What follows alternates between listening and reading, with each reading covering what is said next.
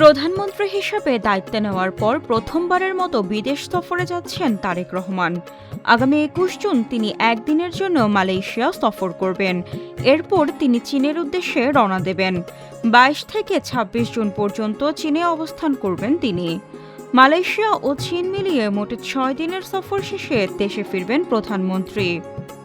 প্রথমবার এই সফরে তার সফরসঙ্গী হিসেবে মালয়েশিয়ায় থাকবেন ২৭ জন এবং চীনে ২৮ জন। প্রধানমন্ত্রীর সফরসূচি অনুযায়ী মালয়েশিয়ার প্রধানমন্ত্রী আনোয়ার ইব্রাহিমের আমন্ত্রণে আগামী ২১ থেকে ২২ জুন কুয়ালালামপুর সফর করবেন প্রধানমন্ত্রী তারেক রহমান।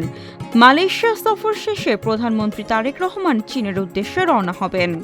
দুই দেশের সফরকেই কূটনৈতিকভাবে গুরুত্বপূর্ণ হিসেবে দেখা হচ্ছে। মালয়েশিয়ার সফর শেষে শ্রমবাজার নিয়ে সুখবর আসতে পারে বলে ধারণা করছেন সফর সংশ্লিষ্টরা।